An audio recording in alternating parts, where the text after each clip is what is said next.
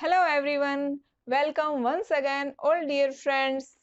तो हमारा टॉपिक चल रहा था प्रपोजिशन और प्रपोजिशन की कड़ी को आगे बढ़ाते हुए स्टार्ट करते हैं हमारा आज का सेशन। फ्रेंड्स, आज का हमारा प्रपोजिशन है फॉर। हम बात करते हैं फॉर प्रपोजिशन की। देखिए फ्रेंड्स, फॉर का यूज अवधि बताने के लिए होता है। फॉर हमें बताता है कि किसी व्यक्ति ने कोई कार्य कितने समय किया। वो ये नहीं बताता कि कब से कर रहा है, वो बताता है पीरियड, वो अवधि बताता है, शोइंग ड्यूरेशन ऑफ टाइम। तो फॉर क्या बताता है? अवधि बताता है कि किसी व्यक्ति ने कोई काम कितनी अवधि के लिए किया, कोई काम कितनी देरी से हो रहा है। तो ये कौन बताता है हमें? ये हमें फॉर बताता है। पीरियड ऑफ टाइम, समय की अवधि बताता है। जैसे कि वह 2 घंटे से इंग्लिश सीख रहा है, तो वो कब से सीख रहा है? 2 घंटे से। 2 घंटे से हमें फॉर अवधि बताता है, अवधि 2 घंटे से। He has been learning English for 2 hours, कि वो 2 घंटे से इंग्लिश सीख रहा है। देखिए next example, I have been living in Jaipur for 6 weeks. तो अवधि बताइए फॉर ने कि वो 6 सप्ताह से जयपुर में रह रहा है। देखिए फ्रेंड्स, फॉर का काम होता है कि वो समय की काउंटिंग करके बताता है, गणना करके बताता है कि वो 4 साल से रह रहा है, 2 साल से रह रहा है, 2 घंटे से रह रहा है, 2 महीने से रह रहा है। तो फॉर का काम होता है गणना करना। जिस सेंटेंस में हमें गणना दिखाई दे जाए, मतलब अवधि दिखाई दे जाए, 2 घंटे से, 5 मिनट से, 6 वर्ष से, 6 घंटे से, 7 सप्ताह से, तो हमें इस प्रकार की कोई भी अवधि दिखाई दे जाए और वहां पे से का सेंस हो, किसका सेंस आना चाहिए? सेंटेंस में से का सेंस आना चाहिए। तो उस वाक्य में हम फॉर का यूज करेंगे। देखिए फ्रेंड्स, यदि बात करें 2 सेकंड, ऐसे नहीं है कि 2 ही सेकंड भी हो सकती है, वो 3 सेकंड्स भी हो सकती है, 4 सेकंड्स भी हो सकती है, 5, 6, मतलब कितनी भी सेकंड्स दी हुई हो सकती है। कहने का मतलब है कि हमें अवधि बताई हुई हो, चाहे 2 आवर्स, 6 आवर्स, 7 घंटे, 8 घंटे, 3 डेज, 4 वीक्स, 5 मंथ, 2 ईयर्स। जरूरी नहीं है वहां पे 2 ईयर्स ही दिया हो, वहां पे 4 ईयर्स, 5 ईयर्स, मतलब वहां पे अवधि दी हुई होगी। तो ये अवधि दी हुई हो और वाक्य में से का सेंस आ रहा हो, तो उस वाक्य में हम फॉर का यूज करेंगे। और फॉर का यूज किस लिए होता है? For a long time. यदि वाक्य में ए लॉन्ग टाइम आ जाए तो उससे पहले भी हम फॉर का यूज करेंगे। ए वाइल आ जाए तो उससे पहले भी हम फॉर का यूज करेंगे। फॉर ए लॉन्ग का मतलब होता है काफी देर से, बहुत देरी से, कि वो काफी देर से कुछ काम कर रहा है। फॉर ए वाइल का मतलब होता है कि थोड़ी ही देर से, कुछ ही देर से वो काम कर रहा है। अब एक बार हम सिंस का यूज पढ़ते हैं, उसके बाद फॉर पे वापस आएंगे। देखिए फ्रेंड्स, फॉर तो हमें क्या बताता है? हमें गणना करके बताता है, काउंटिंग करके बताता है भी कोई काम कितनी अवधि के लिए हुआ। लेकिन सिंस काउंटिंग करके नहीं बताता, अवधि नहीं बताता। सिंस की मैथ कमजोर है। अपने को ये बात याद रखनी है कि सिंस की मैथ कमजोर है। वो तो निश्चित टाइम बता देगा कि ये काम 2017 से हो रहा है, 2005 से हो रहा है, सुबह से हो रहा है, शाम से हो रहा है, या फिर बता देगा, टाइम बता देगा 2 बजे से हो रहा है, 4 बजे से हो रहा है, 5 बजे से हो रहा है। तो फ्रेंड्स, जिस वाक्य में से का सेंस आ रहा हो और वो कोई निश्चित टाइम बताए, तो उस वाक्य में हम सिंस का यूज करेंगे। तो फ्रेंड्स, सिंस का use showing point of time, point of time बताने के लिए हम सिंस का यूज करेंगे। निश्चित समय बताने के लिए सिंस का यूज करेंगे। और डेफिनेट टाइम बताने के लिए एक ही बात है फ्रेंड्स, चाहे निश्चित समय हो उसे ही डेफिनेट टाइम कह लो। तो निश्चित समय बताने के लिए हम सिंस का यूज करेंगे। ये निश्चित और अनिश्चित में हम कंफ्यूज हो जाते हैं, तो इसलिए हमें ये बात याद रखनी है कि सिंस की मैथ कमजोर है, वो गणना करके हमें नहीं बता सकता, वो तो बताएगा भी ये काम कब शुरू हुआ है, वो तो हमें बताएगा कि ये मंडे से शुरू हुआ है, ये ट्यूसडे से शुरू हुआ है, इवनिंग से शुरू हुआ है, 2005 से शुरू हुआ है। तो सिंस हमें पॉइंट ऑफ टाइम बता देगा कि इस समय से हुआ है, लेकिन फॉर काउंटिंग करके बताएगा कि ये काम इतने समय से हो रहा है, मतलब 5 घंटे से हो रहा है, 10 घंटे से हो रहा है, लेकिन सिंस पॉइंट ऑफ टाइम बताएगा। सिंस तो जिस टाइम से काम शुरू हुआ है ना, वो टाइम बता देगा कि इस टाइम ये काम शुरू हुआ था। जैसे हमें फोर ने तो बताया था क्या, he has been learning English for 2 hours, उसने तो बता दिया कि वो 2 घंटे से इंग्लिश सीख रहा है। लेकिन यहाँ पे सिंस आ जाए तो वो हमें क्या बताएगा, he has been learning English, he has been learning English. यहाँ पे फिर अगर हम सिंस का प्रयोग करें तो वो बताएगा 2 आवर्स नहीं, वो टाइम बता देगा 9 AM कि वो 9 बजे से इंग्लिश सीख रहा है। देखिए हमारा sentence, he has been learning English since 2017 कि वो 2017 से इंग्लिश सीख रहा है। आई होप स्टूडेंट्स आपको सिंस और फॉर अच्छे से क्लियर हो रहा है। यदि आपको ये कंसेप्ट अच्छे से क्लियर हो रहा है तो प्लीज हमारे वीडियो को लाइक कीजिए, शेयर कीजिए। देखिए फ्रेंड्स, सिंस हमें बताता है कि स्टार्टिंग पॉइंट ऑफ टाइम, किसी काम का स्टार्टिंग पॉइंट क्या है, जहां से काम शुरू हो रहा है उस समय को हमें सिंस बताता है। या कोई वाक्य हमें ये बताए कि काम मॉर्निंग से शुरू हुआ है, इवनिंग से शुरू हुआ है, तो हम उस वाक्य में सिंस का यूज करेंगे। देखिए सिंस का यूज कहाँ का होता है, 2 PM 2 AM, मतलब कोई घड़ी का समय आ जाए 2 बजे 4 बजे, तो वो फिक्स टाइम है, पॉइंट ऑफ टाइम है, तो उससे पहले सिंस का यूज करेंगे। Since 1998 2005, since 2009, since Monday, since Tuesday, since Wednesday, since Thursday, ऐसे करते करते सिंस संडे, मतलब कोई भी डे का नाम आ जाए तो उससे पहले हम सिंस का यूज करेंगे। Since morning, since evening, since afternoon, since yesterday, since childhood, since birth. अब किसी वाक्य में हमें ये भी आ जाए कि वो बचपन से कोई काम कर रहा है तो हम उस वाक्य में सिंस का यूज करेंगे, since birth. Since that day कि वह उस दिन से वो काम कर रहा है, कि वह उस दिन से पढ़ाई कर रहा है। तो फ्रेंड्स जितना हमने समझा उसको हम एक्सरसाइज में करके देखते हैं। देखिए हमारा फर्स्ट एग्जाम्पल है, Rahul has been working 4 PM कि राहुल 4 बजे से walking, Rahul has been walking 4 PM कि राहुल 4 बजे से काम कर रहा है। तो यहाँ पे क्या है, यहाँ पे पॉइंट ऑफ टाइम बताया गया है, और पॉइंट ऑफ टाइम के लिए हम किसका यूज करेंगे, फटाफट अपने आंसर दीजिए। तो पॉइंट ऑफ टाइम के लिए हम सिंस का यूज करेंगे। फ्रेंड्स अब आपको लगा होगा कि कल तो मैंने आपको ये भी बताया था कि यदि घड़ी का कोई टाइम आ जाए तो उससे पहले हम एट प्रपोजिशन का यूज करेंगे।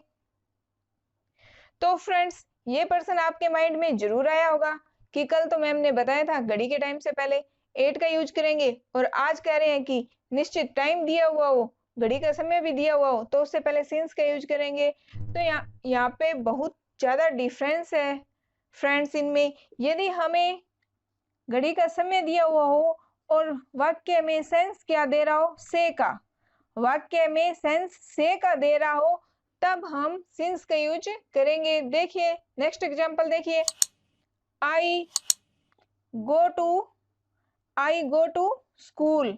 सेंटेंस ये है, आई गो टू स्कूल 10 o'clock। कि मैं स्कूल कब जाता हूँ, 10 बजे जाता हूँ। तो इस सेंटेंस में से का सेंस आ रहा है क्या? नहीं, वो तो बता रहा है, निश्चित टाइम बता रहा है कि मैं 10 बजे स्कूल जाता हूँ। 10 बजे स्कूल जाता हूँ, कब जाता है? 10 बजे जाता है। तो यहाँ पे कोई से का सेंस नहीं आ रहा, तो हम यहाँ पे एट का यूज करेंगे। लेकिन जिस वाक्य में से का सेंस आता हुआ हो कि वो सुबह से काम कर रहा है, शाम से काम कर रहा है, 4 बजे से काम कर रहा है, 5 बजे से काम कर रहा है, जहाँ पे से का सेंस आए और डेफिनेट टाइम दिया हुआ हो, पॉइंट ऑफ टाइम दिया हुआ हो, हम सिंस का यूज करेंगे। चलते हैं हमारे नेक्स्ट एग्जाम्पल पर वापिस। ये देखिए, Rahul has been walking 2 hours. Rahul 2 घंटे से वॉकिंग कर रहा है। ऊपर आया था Rahul has been walking since 4 PM कि वो 4 बजे से वॉकिंग कर रहा है। सेंटेंस सेम है, लेकिन लास्ट वाला शब्द हमने चेंज कर दिया, 4 PM की जगह 2 घंटे लिख दिया। तो बताओ क्या आएगा? यहाँ पे पॉइंट ऑफ टाइम बताया हुआ है क्या? नहीं, यहाँ पे तो काउंटिंग करके, गणना करके बताई हुई है कि वो कितने घंटे से वॉक कर रहा है, 2 घंटे से।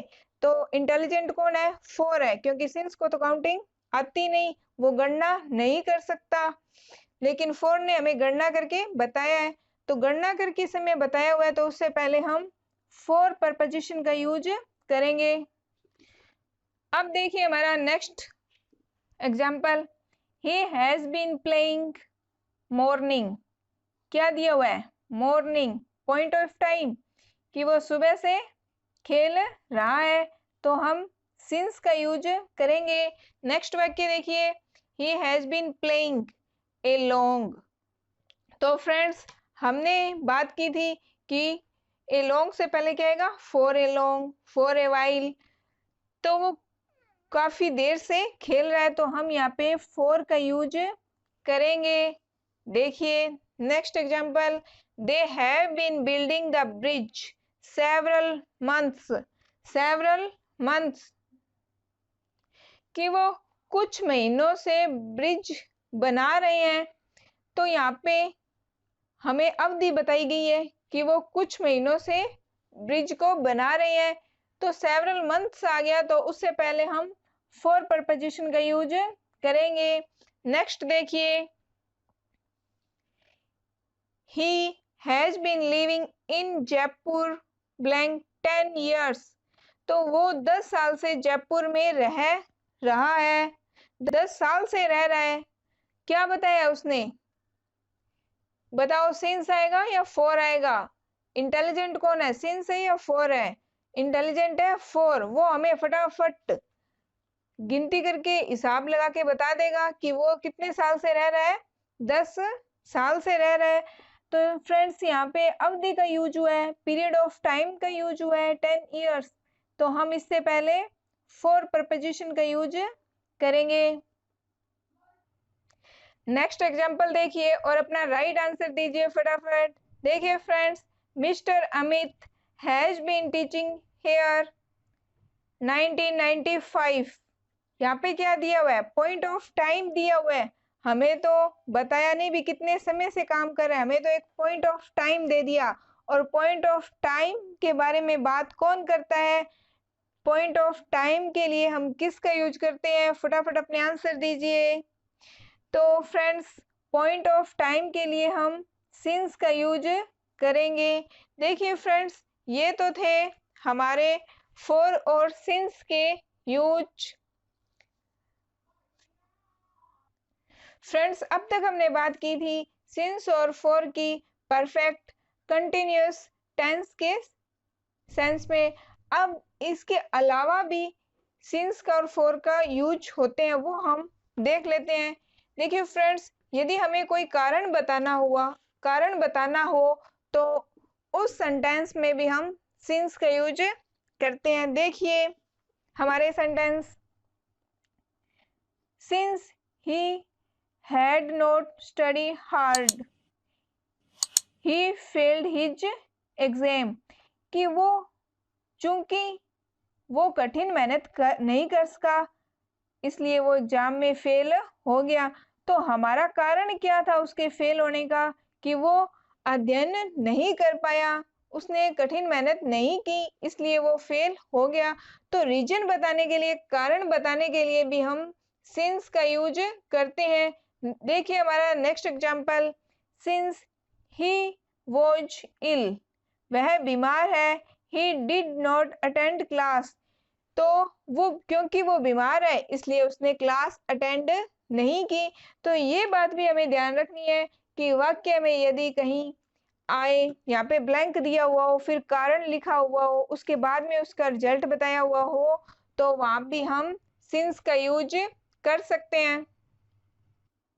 देखिए फ्रेंड्स, फॉर का एक और महत्वपूर्ण यूज होता है, यदि हम बात करें एक्सचेंज की, कि हमने कुछ सामान लेकर उसके बदले में कुछ दिया, तो वो क्या हुआ, एक्सचेंज, बदले में कुछ दिया। और मे के सेंस में भी हम फॉर का यूज करते हैं। देखिए एग्जांपल से समझते हैं इसे। आई गेव माई मोबाइल ₹500, कि मैंने अपना फोन कितने में दे दिया, 500 रुपए में दे दिया। फोन के बदले में मैंने उससे कितने रुपए ले लिए, 500। तो मोबाइल कितने रुपए में एक्सचेंज कर लिया, 500 रुपए में। तो इसके लिए भी हम फॉर प्रपोजिशन का यूज करते हैं। अब देखिए नेक्स्ट एग्जांपल, नेक्स्ट एग्जांपल है ही बॉट, कि उसने खरीदा, उसने खरीदा ए पेन, एक पेन खरीदा, कितने रुपए में, 5 रुपए में। तो पेन उसने कितने रुपए के बदले में खरीदा, 5 रुपए के बदले में खरीदा ना। तो इस सेंस में भी हम यहाँ पे फॉर का यूज करेंगे। नेक्स्ट देखिए, father gave me money work, कि मैंने काम किया, उसके बदले में मेरे पापा ने मुझे पैसे दिए। तो यहाँ पे एक्सचेंज हो रहा है, बदले में हम कुछ दे रहे हैं। तो इस सेंस में भी हम फॉर प्रपोजिशन का यूज करेंगे। देखिए फ्रेंड्स, अब हम बात करते हैं एग्री विद और एग्री टू की। अक्सर हमें कंफ्यूजन हो जाती है कि एग्री विद का यूज कहाँ करेंगे और एग्री टू का यूज कहाँ करेंगे। देखो फ्रेंड्स, यदि हमें किसी व्यक्ति के साथ एग्री होना हो तब तो हम विद का यूज करेंगे। यदि हमें किसी व्यक्ति के किसी प्लान के साथ, किसी सजेशन के साथ, उसके सुझाव के साथ, उसकी योजना के साथ, उसकी बात से सहमत होना हो तो हम टू का यूज करेंगे। तो हमें सिर्फ इतनी सी बात ध्यान में रखनी है, यदि हम किसी व्यक्ति के साथ एग्री हो रहे हैं तब तो विद का यूज करेंगे। उसके प्रपोजल से, उसके सजेशन से, उसकी प्लानिंग से, उसकी बात से एग्री हो रहे हैं तो हम उससे पहले टू का यूज करेंगे। समझते हैं इसे एग्जाम्पल से। देखिए, डू यू एग्री मी, यहाँ पे क्या है, कोई पर्सन है कि क्या आप मेरे से सहमत हो। तो हम मी आया, किसी कोई पर्सन आया तो उससे पहले हम विद का यूज करेंगे। फिर देखिए हमारा next example, did you agree to my plan, कि क्या आप मेरी योजना से सहमत हो, मेरे प्रस्ताव से सहमत हो। तो हम उससे पहले टू का यूज करेंगे। देखिए हमारा next example, I agree with you, कि मैं आपसे सहमत हूँ। किसी पर्सन से सहमत हो रहे हैं तब तो हम विद का यूज करेंगे। यदि मैं लिखूं I agree your proposal, your proposal, कि मैं तुम्हारे प्रस्ताव से सहमत हूं। तो बताइए फ्रेंड्स, हम क्या यूज करेंगे, टू या विद। तो हम यहाँ पे टू प्रपोजिशन का यूज करेंगे कि मैं तुम्हारे प्रस्ताव से सहमत हूं। तो फ्रेंड्स, हमें एग्री विद और एग्री टू अच्छे से क्लियर हो गया है। अब हम बात करते हैं बिसाइड एंड बिसाइड्स की। देखिए फ्रेंड्स, अब हम बात करते हैं बिसाइड एंड बिसाइड्स की। बिसाइड्स की देखिए, यहाँ पे सिर्फ एस का डिफरेंस है, लेकिन इनके हिंदी अर्थ में बहुत बड़ा अंतर आ जाता है, जो हम क्लियर नहीं कर पाते। एग्जाम में दोनों ही शब्द दिए होते हैं, हम सोचते हैं पता नहीं क्या आएगा। तो आज इस चीज को अच्छे से क्लियर कर लेते हैं। देखिए फ्रेंड्स, यदि बिसाइड दिया हुआ हो तो इसका अर्थ होता है पास में, बगल में ही, बिल्कुल नेक्स्ट टू। तो बिसाइड का अर्थ होता है पास में, और बिसाइड्स का अर्थ होता है के अतिरिक्त, के अतिरिक्त। अब हमें कई बार ये भी कंफ्यूजन हो जाती है कि किसका अर्थ तो पास में होता है और किसका मीनिंग के अतिरिक्त होता है। तो इसका आसान सा तरीका है, जो स्पेलिंग छोटी है ना, ये देखो बिसाइड की स्पेलिंग छोटी है तो इसका अर्थ भी छोटा होगा, पास में, है ना। बिसाइड का मतलब पास में, बिसाइड्स एस आ गया, स्पेलिंग बड़ी होगी तो इसका हिंदी अर्थ भी के अतिरिक्त, ये भी बड़ा है। तो इस तरीके से अपने याद रख लेंगे कि बिसाइड का मतलब पास में और बिसाइड्स का मतलब के अतिरिक्त। ये जो बिसाइड है ये कई बार एग्जाम में पूछा भी गया है, कंपटीशन एग्जाम में, बीएसटीसी में पूछा गया है, सेकंड ग्रेड में भी ये कंपटीशन में कई बार पूछा जाता रहा है। देखिए हम इसे क्लियर करते हैं एग्जाम्पल से। He work in a factory teaching in a school. अब देखो पास में के अर्थ में कोई इसका बन ही नहीं रहा कि वो फैक्ट्री में काम करता है, पास में स्कूल में पढ़ाता है, नहीं। इसका होगा कि वो फैक्ट्री में भी काम करता है, फैक्ट्री में काम करता है, इसके अतिरिक्त कि वो स्कूल में भी पढ़ाता है, इसके अतिरिक्त वो फैक्ट्री में भी काम करता है। तो हम क्या लिखेंगे, he works in a factory besides, besides आएगा, यहाँ पे एस लगेगा लास्ट में, कि वो स्कूल में पढ़ाने के अतिरिक्त फैक्ट्री में भी काम करता है। अब देखिए हमारा नेक्स्ट एग्जांपल, गीत सेट फिर नीतू। अब ऐसे तो नहीं होगा गीता बैठी है अतिरिक्त नीतू के, नहीं। सेंस क्या बनेगा कि गीता नीतू के पास में बैठी है, तो पास में का सेंस आ रहा है तो उसके लिए हम बिसाइड यूज करेंगे। क्या यूज करेंगे, बिसाइड शब्द का यूज करेंगे। अब देखिए friends next example, his children there were present his nephews and nieces, कि उसके बच्चों के अलावा उसके भतीजा भतीजी भी उपस्थित हुए। नेफ्यूज का मतलब भतीजा या भतीजे, और नीस का मतलब भांजियां या भतीजियां। तो यहाँ पे सेंस किसका दे रहा है, के अतिरिक्त का सेंस दे रहा है ना, कि उसके बच्चे तो उपस्थित हुए, उसके साथ उसके भतीजे और भतीजियां भी उपस्थित हुई। तो हम किस शब्द का यूज करेंगे, हम यूज करेंगे बिसाइड्स का, हम यूज करेंगे बिसाइड्स का। तो देखो इन दोनों शब्द में एस लगने से कितना बड़ा डिफरेंस आ गया। आपको ये याद में रखना, यदि बिसाइड हो छोटी स्पेलिंग हो तो उसका अर्थ होता है पास में, यदि बिसाइड्स हो बड़ी स्पेलिंग हो तो उसका अर्थ होता है के अतिरिक्त। तो फ्रेंड्स आज की क्लास में करेंगे हम इतना ही। प्रीपोजिशन का नेक्स्ट पार्ट करेंगे हम अपनी अगली क्लास में। Thank you friends for watching this video.